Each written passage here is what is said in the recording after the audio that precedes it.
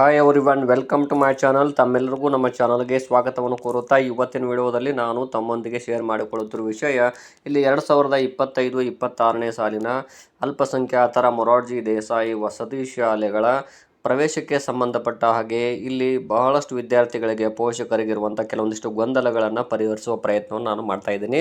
ಇಲ್ಲಿ ವಸತಿ ಶಾಲೆ ಆದ್ಯತೆ ಆಯ್ಕೆಗಾಗಿ ಪೋರ್ಟಲ್ನಲ್ಲಿ ಲಾಗಿನ್ ಆಗುವಾಗ ಯಾವುದಾದ್ರೂ ತಾಂತ್ರಿಕ ಸಮಸ್ಯೆಗಳನ್ನು ಎದುರಿಸ್ತಾ ಇದ್ದರೆ ದಯವಿಟ್ಟು ತಾವು ತಾಂತ್ರಿಕ ಸಮಸ್ಯೆ ವಿವರಗಳೊಂದಿಗೆ ಇಲ್ಲಿ ಗೂಗಲ್ ಫಾರ್ಮನ್ನು ಭರ್ತಿ ಮಾಡಿ ಅಂಥೇಳಿ ಇಲ್ಲಿ ಸರ್ಕಾರ ತಿಳಿಸಿರುತ್ತದೆ. ಆದ್ದರಿಂದ ತಾವು ಈಗಾಗಲೇ ಕೀ ಆನ್ಸರ್ಗಳನ್ನು ಪ್ರಕಟ ಮಾಡಿರುತ್ತಾರೆ ಇಲ್ಲಿ ಅಲ್ಪಸಂಖ್ಯಾತರ ನಿರ್ದೇಶನಾಲಯವರು. ನಾನು ಈಗಾಗಲೇ ನನ್ನ ವಿಡಿಯೋದಲ್ಲಿ ಸಂಪೂರ್ಣ ಮಾಹಿತಿಯನ್ನು ತಿಳಿಸಿರುತ್ತೇನೆ, ತಾವು ಕೂಡ ವೀಕ್ಷಿಸಬಹುದು.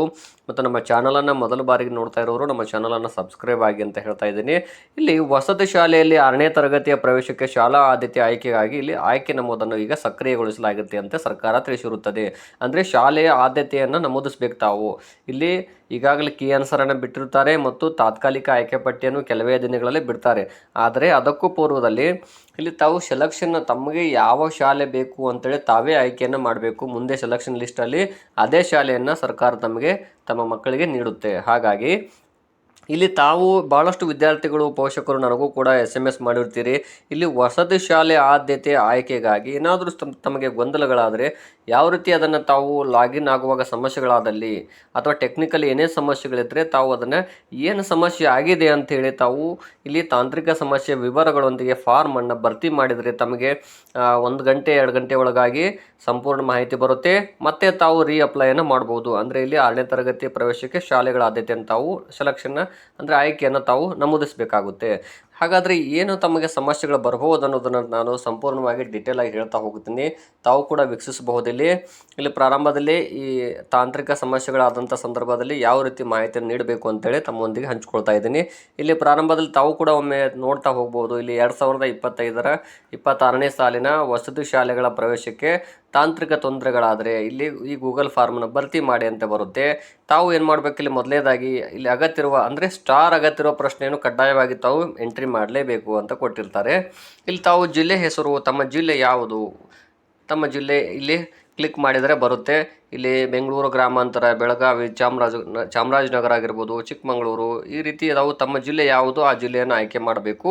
ತದನಂತರ ಇಲ್ಲಿ ತಮ್ಮ ತಾಲೂಕನ್ನು ತಾವು ಟೈಪ್ ಮಾಡಬೇಕು. ಇಂಗ್ಲೀಷಲ್ಲಿ ಆಗಿರ್ಬೋದು ಅಥವಾ ಕನ್ನಡದಲ್ಲಿ ಆಗಿರ್ಬೋದು ಟೈಪ್ ಮಾಡಬೇಕು. ಆಮೇಲೆ ಅಭ್ಯರ್ಥಿ ಹೆಸರನ್ನು ತಾವು ಇಲ್ಲಿ ಟೈಪ್ ಮಾಡಬೇಕು. ನಿಮ್ಮ ಮಗ ಅಥವಾ ಮಗಳ ಹೆಸರು ಅದನ್ನು ಸಂಪೂರ್ಣವಾಗಿ ಟೈಪ್ ಮಾಡಬೇಕಾಗುತ್ತೆ. ಇನ್ನು ಮೊಬೈಲ್ಗೆ ಸ್ವೀಕರಿಸಿದ ಕೋಡನ್ನು ನಮೂದಿಸಿ ಅಂತ ಬರುತ್ತೆ. ಇಲ್ಲಿ ಗಮನಿಸಿ, ಮೊಬೈಲಿಗೆ SMS ಸ್ವೀಕರಿಸಲಾಗಿಲ್ಲ ಎಂಬ SMS ಸ್ವೀಕರಿಸದಿದ್ದರೆ ತಾವಿಲ್ಲಿ ಟೈಪ್ ಮಾಡಬೇಕು, ಮೊಬೈಲಿಗೆ SMS ಸ್ವೀಕರಿಸಲಾಗಿಲ್ಲ ಅಂಥೇಳಿ. ಒಂದು ವೇಳೆ SMS ಬಂದಿದ್ದರೆ ಒಂದು ಕೋಡ್ ನಂಬರ್ ಕಳಿಸಿರ್ತಾರೆ, ತಾವು ಆ ಕೋಡ್ ನಂಬರ್ನ ಇಲ್ಲಿ ಎಂಟ್ರಿ ಮಾಡಬೇಕಾಗುತ್ತದೆ. ಒಂದು ವೇಳೆ ಮೆಸೇಜೇ ಬಂದಿಲ್ಲ, SMS ಬಂದಿಲ್ಲ ಅಂದರೆ ತಾವು ಇಲ್ಲಿ ಮೊಬೈಲಿಗೆ SMS ಸ್ವೀಕರಿಸಲಾಗಿಲ್ಲ ಅಂತ ಬರೀಬೇಕು. ಇನ್ನು SATS ID ನಂಬರನ್ನು ತಾವು ಎಂಟ್ರಿ ಮಾಡಬೇಕು. ತಮ್ಮ ಮಗ ಅಥವಾ ಮಗಳು 5ನೇ ತರಗತಿ ಕಲಿತಿರೋ ಶಾಲೆಯಿಂದ SATS ನಂಬರ್ ಇರ್ತದೆ, ತಾವು ಅದನ್ನು ಟೈಪ್ ಮಾಡಬೇಕಾಗುತ್ತೆ. ಇನ್ನು ಅಭ್ಯರ್ಥಿಯ ಸರಿಯಾದ ಮೊಬೈಲ್ ಸಂಖ್ಯೆ ಕನ್ಫರ್ಮ್ ಆಗಿ ಅಪ್ಲಿಕೇಶನ್ ಹಾಕುವಾಗ ಯಾವುದು ಹಾಕಿರ್ತೀರಿ ಅದೇ ನಂಬರ್ನ ಹಾಕಿರಿ, ಅದಕ್ಕೆ SMS ಬರ್ತಾ ಇರಬೇಕು, ಆ ನಂಬರನ್ನ ಹಾಕಿ. ಇನ್ನು ನೋಂದಣಿ ಸಂಖ್ಯೆ ಎಕ್ಸಾಮ್ ಕುಳಿತಂಥ ಸಂದರ್ಭದಲ್ಲಿ ಅವರೊಂದು ಹಾಲ್ ಟಿಕೆಟ್ ಕೊಟ್ಟಿರ್ತಾರೆ, ಅದರಲ್ಲಿ ನೋಂದಣಿ ಸಂಖ್ಯೆ ಅಂತ ಇರುತ್ತೆ, ಆ ನೋಂದಣಿ ಸಂಖ್ಯೆನ ಎಂಟ್ರಿ ಮಾಡಬೇಕು. ಇನ್ನು ಪರೀಕ್ಷಾ ಕೇಂದ್ರ ಕೋಡ್ ಅದರಲ್ಲಿ ಕೂಡ ಇರ್ತದೆ, ಹಾಲ್ ಟಿಕೆಟಲ್ಲಿ ಎಕ್ಸಾಮ್ ಸೆಂಟರ್ ಕೋಡ್ ಅಂತ ಇರುತ್ತೆ, ಅದನ್ನು ಟೈಪ್ ಮಾಡಬೇಕು. ಇನ್ನು ತಾಂತ್ರಿಕ ಸಮಸ್ಯೆ ತೊಂದರೆಗಳ ಪ್ರಕಾರ ಅಂತಿರುತ್ತೆ. ಇಲ್ಲಿ ನೋಡ್ತಾ ಹೋಗಿ, ಇಲ್ಲಿ ಬಹಳಷ್ಟು ಉದಾಹರಣೆಗಳನ್ನು ಕೊಟ್ಟಿರ್ತಾರೆ ಅವರು. ಲಾಗಿನ್ ಆಗಲು ಸಾಧ್ಯವಾಗುತ್ತಿಲ್ಲ, ಈಗ ನೀವು ಲಾಗಿನ್ ಆಗಕ್ಕೆ ಹೋಗ್ತೀರಿ, SATS ID ನಂಬರು ಮತ್ತು ಅದರೊಂದಿಗೆ ಕೋಡ್ ನಂಬರ್ ಹಾಕ್ತೀರಿ, ಲಾಗಿನ್ ಆಗೋದಿಲ್ಲ ಅಂತಂದರೆ ಇಲ್ಲಿ ಲಾಗಿನ್ ಆಗಲು ಸಾಧ್ಯವಿಲ್ಲ ಅಂತ ಕ್ಲಿಕ್ ಮಾಡಬೇಕು. ಇನ್ನು ಲಾಗಿನ್ ಕೋಡ್ ಅಮಾನ್ಯವಾಗಿದೆ ಅಂದರೆ ಲಾಗಿನ್ ಕೋಡ್ ರಾಂಗ್ ಇದೆ ಅಂತ ಹಾಕಬೇಕು.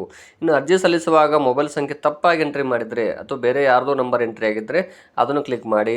ಮೊಬೈಲಿಂದ ತಪ್ಪಾಗಿ SMS ಅಳಿಸಿ ಹೋಗಿರುತ್ತದೆ, ಒಂದು ವೇಳೆ SMS ಬಂದಿರ್ತಲ್ಲ ಅದು ಡಿಲೀಟ್ ಆಗಿರ್ಬೋದು. ಇನ್ನು ಲಾಗಿನ್ ವಿಫಲವಾಗಿದೆ, ಮೊಬೈಲಿಗೆ SMS ಬಂದಿಲ್ಲ, ಇತರ ಜಿಲ್ಲೆ ತೋರಿಸುತ್ತದೆ, ಯಾವುದು ತಮಗೆ ಸಮಸ್ಯೆ ಆಗ್ತಿದೆ ಲಾಗಿನ್ ಆಗುವಾಗ ಆ ನಂಬರ್ನಲ್ಲಿ ಈ ಆಪ್ಷನನ್ನು ಎಂಟ್ರಿ ಮಾಡಬೇಕು. ತದನಂತರ ಇಲ್ಲಿ ತಾಂತ್ರಿಕ ಸಮಸ್ಯೆ ಏನಾಗಿದೆ ಅಂತ 1-2 ಸಾಲುಗಳಲ್ಲಿ ಕನ್ನಡದಲ್ಲಿ ಆದರೂ ಅಥವಾ ಇಂಗ್ಲೀಷಲ್ಲಿ ಆದರೂ ತಾವು ಟೈಪ್ ಮಾಡಬಹುದು. ಉದಾಹರಣೆಗಾಗಿ ಇಲ್ಲಿ ನಾನು ಹೇಳ್ತಾ ಒಂದು ಎಕ್ಸಾಂಪಲ್ ಹೇಳೋದಾದರೆ, ಲಾಗಿನ್ ಆಗಲು ಸಾಧ್ಯವಿಲ್ಲ, ಇಲ್ಲಿ ಬರಿಬೋದು ತಾವು. ಏನು ಅಂದರೆ ನಾವು ಇಲ್ಲಿ SATS ನಂಬರ್ ಹಾಗೂ ಕೋಡ್ ನಂಬರ್ ಹಾಕಿದೆವು, ಆದರೂ ಕೂಡ ಲಾಗಿನ್ ಆಗುತ್ತಿಲ್ಲ ಅಂಥೇಳಿ ತಾವು ಟೈಪ್ ಮಾಡ್ಬೋದು ಕನ್ನಡದಲ್ಲಿ. ಅಥವಾ ಇಂಗ್ಲೀಷಲ್ಲಿ ತಾವು ಇಂಗ್ಲೀಷಲ್ಲಿ ಫಾಸ್ಟ್ ಇದ್ದರೆ ಇಂಗ್ಲೀಷಲ್ಲಿ ಟೈಪ್ ಮಾಡ್ಬೋದು. ಇನ್ನೂ ಒಂದು ಸ್ವಲ್ಪ ಏನಾದರೂ ಮಾಹಿತಿ ಹೆಚ್ಚಿನ ತಾವು ಟೈಪ್ ಮಾಡ್ಬೋದು. ನಾವು ಬಹಳ 2-3 ದಿನಗಳಿಂದ ನಾವು ಟೈಪ್ ಮಾಡ್ತಾ ಇದ್ವಿ, ಲಾಗಿನ್ ಆಗ್ಲಿಕ್ಕೆ ಪ್ರಯತ್ನ ಪಡ್ತಾ ಇದ್ವಿ, ಆಗಿಲ್ಲ ಅಂತ ಹೇಳಿ 1-2 ಸಾಲುಗಳಲ್ಲಿ ಕನ್ನಡದಲ್ಲಿ ಬರೀಬಹುದು. ಅದರೊಂದಿಗೆ ಇಲ್ಲಿ ತಾಂತ್ರಿಕ ದೋಷಗಳು, ನೀವು ಲಾಗಿನ್ ಆಗುವಾಗ ಏನು ಸಮಸ್ಯೆ ಆಗಿದೆಯಲ್ಲ ಅದನ್ನು ಸ್ಕ್ರೀನ್ಶಾಟ್ ಹೊಡ್ಕೊಂಡು ಇಲ್ಲಿ ಫೈಲ್ ಸೇರಿಸಿ ಅಂತಿದೆಯಲ್ಲ ಇಲ್ಲಿ ತಾವು ಅಪ್ಲೋಡ್ ಮಾಡಬೇಕು. ಅದನ್ನು ಅಪ್ಲೋಡ್ ಮಾಡಿ ಸಬ್ಮಿಟ್ ಕೊಟ್ಟರೆ ಅಥವಾ ಸಲ್ಲಿಸಿ ಅಂತಿದೆಯಲ್ಲ ಇಷ್ಟು ಮಾಡಿದರೆ ಸಾಕು. 1 ಗಂಟೆ 2 ಗಂಟೆ ಒಳಗಾಗಿ ಅಥವಾ ಸಾಯಂಕಾಲ ಒಳಗಾಗಿ ತಮಗೆ SMS ಬರ್ಬೋದು. ಇಲ್ಲದೆ ಹೋದಲ್ಲಿ ತಾವು ಇನ್ನೊಂದು 2-3 ಸಾರಿ ರೀಚೆಕ್ ಮಾಡಬೇಕು. ಅಂದರೆ ಇನ್ನೊಮ್ಮೆ ಲಾಗಿನ್ ಆಗಬೇಕು. SITS ನಂಬರ್ ಮತ್ತು ತಮ್ಮ ಕೋಡ್ ನಂಬರ್ ಹಾಕಿ ಲಾಗಿನ್ ಆಗಬೇಕು. ಕೋಡ್ ನಂಬರ್ ಬರದೇ ಇದ್ದವರು ಕೂಡ ಈ ಅಪ್ಲಿಕೇಶನ್ ಅಥವಾ ಗೂಗಲ್ ಫಾರ್ಮನ್ನು ತುಂಬಬೇಕು. ಇಲ್ಲಿ ಆಪ್ಷನ್ಗಳಿದ್ದಾವೆ, ಆ ಆಪ್ಷನ್ ತಾವು ಸರ್ಚ್ ಮಾಡಬೇಕು. ಇಲ್ಲಿ ಯಾವುದಿದೆ ಅಂತ ನಾನು ಆಗಲೇ ಹೇಳಿದ್ದೀನಿ. ಏನು ಅಂದರೆ ಇಲ್ಲಿ ಲಾಗಿನ್ ಕೋಡ್ ಅಮಾನ್ಯವಾಗಿದೆ ಅಥವಾ ಅದಕ್ಕೂ ಪೂರ್ವದಲ್ಲೇ ಒಂದು ಮಾಹಿತಿ ಕೊಟ್ಟಿದ್ದಾರೆ ನೋಡಿ. ಮೊಬೈಲಿಗೆ ಸ್ವೀಕರಿಸಿದ ಕೋಡನ್ನು ನಮೂದಿಸಿ ಅಂತಿದೆಯಲ್ಲ, ಮೊಬೈಲಿಗೆ SMS ಸ್ವೀಕರಿಸಲಾಗಿಲ್ಲ ಎಂಬ ಸಂದೇಶ ಅಂತೇಳಿ ಬರಿಬೇಕು ತಾವು, ಅಥವಾ ಮೊಬೈಲಿಗೆ SMS ಬಂದಿಲ್ಲ ಅಂಥೇಳಿ. ಇಷ್ಟು ಮಾಡಿ ನೀವು ಸಬ್ಮಿಟ್ ಕೊಡ್ರಿ. ಮತ್ತೊಂದು 2-3 ಗಂಟೆ ಒಳಗಾಗಿ ತಾವು ಇನ್ನೊಂದು ಸಾರಿ ಸ್ಯಾಡ್ಸ್ ID ನಂಬರು ಮತ್ತು ಕೋಡ್ ನಂಬರ್ ಹಾಕಬೇಕು. ಕೋಡ್ ನಂಬರ್ ಬರದೇ ಇದ್ದವರಿಗೆ ಬರುತ್ತೆ ಈ ಆಪ್ಷನ್. ತಾವು ಗೂಗಲ್ ಫಾರ್ಮನ್ನು ತುಂಬಿದ ನಂತರ ತಮಗೆ ಇನ್ನೊಂದು ಕೋಡ್ ಬರುತ್ತೆ, ಕೋಡ್ ನಂಬರ್, ಅದನ್ನು ಹಾಕಿ ಲಾಗಿನ್ ಆಗಿ ಅಲ್ಲಿ ಶಾಲೆಗಳ ಆದ್ಯತೆಯನ್ನು ಕೇಳ್ತದೆ. ಶಾಲೆಗಳ ಆದ್ಯತೆ ತಮಗೆ ಹತ್ತಿರ ಇರೋ ಶಾಲೆಗಳನ್ನು ಆಯ್ಕೆಯನ್ನು ಮಾಡಿ ಅಂತ ಹೇಳ್ತಾ ಇದ್ದೀನಿ.